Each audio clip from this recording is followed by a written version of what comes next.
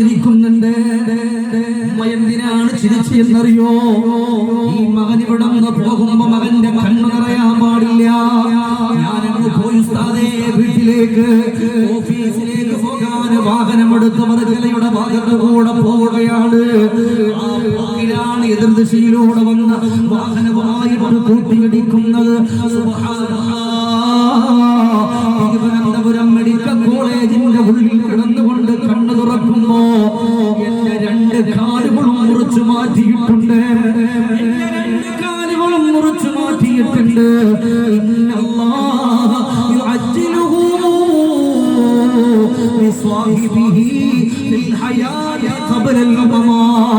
എന്റെ ശബ്ദം ശ്രവിക്കുന്ന കരളിന്റെ ലക്ഷണങ്ങളായ ചെറുപ്പക്കാരാ, നിന്റെ ഉമ്മയെ നീ സ്നേഹിച്ചിട്ടില്ലെങ്കിൽ, ബഹുമാനിച്ചിട്ടില്ലെങ്കിൽ, അവരെ കളിയാക്കിയെങ്കിൽ, അവരെ കുറ്റപ്പെടുത്തിയെങ്കിൽ, പിന്നത്തേക്ക് വേണ്ടി പഠിച്ചവരൊന്നും മാറ്റില്ലല്ലോ.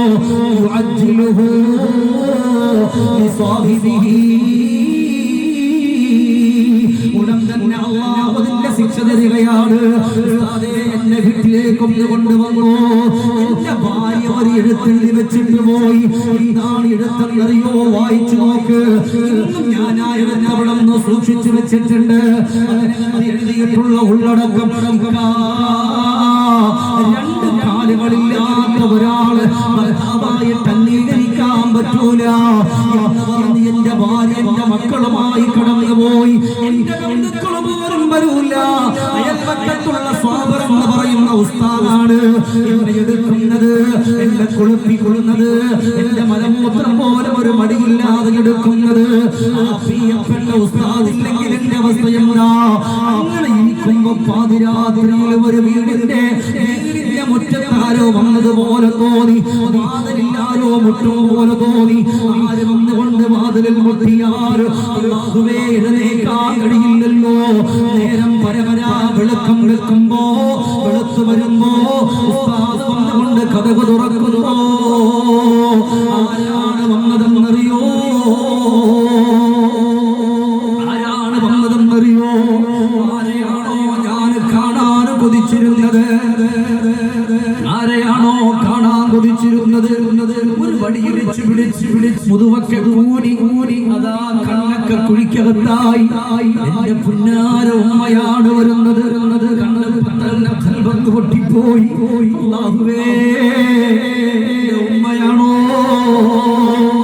എന്ന് പറഞ്ഞുകൊണ്ട് നോക്കുമ്പോ ഉമ്മ പറയുന്നു, മോനെ നിന്റെ മുമ്പിലേക്ക് ഉമ്മ ഒരിക്കലും വരൂലായിരുന്നു. എന്റെ ഉമ്മ പറഞ്ഞു, ഉസ്താദേ പൊന്നുമോനെ നിന്റെ മുമ്പിലേക്ക് ഉമ്മ ഒരിക്കലും വരൂലായിരുന്നു.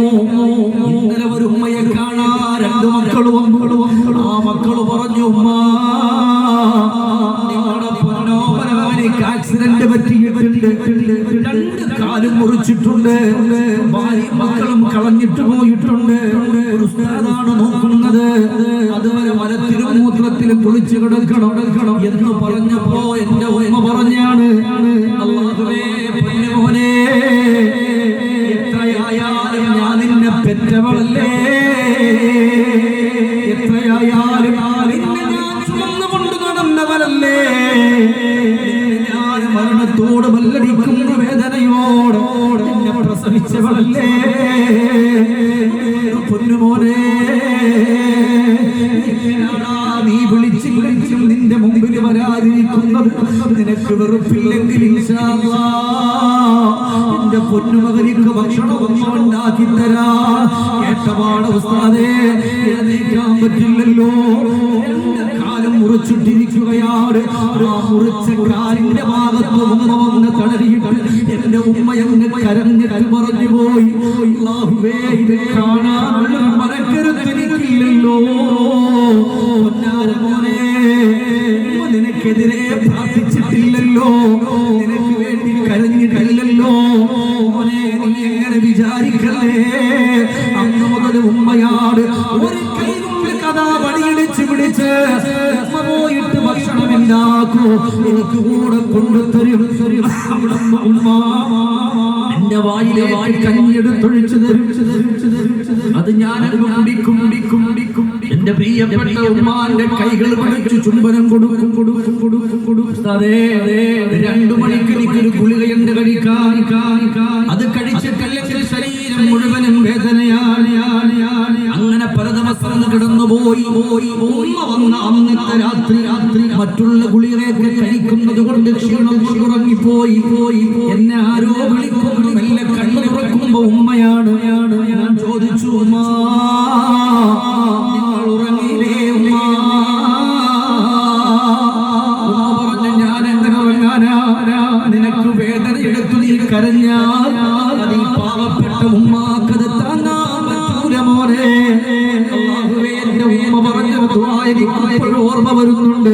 അല്ലാഹുവേ, എന്റെ പൊന്നുമകനെ നോക്കാൻ ആരെങ്കിലും ഉണ്ടായിരുന്നുവെങ്കിൽ ഈ വേദന കാണുന്നതിന് മുമ്പ് എന്നെ വിളിച്ചേക്കണേ റബ്ബേ. എന്റെ ഉമ്മ ദുആ ചെയ്തു പോയി.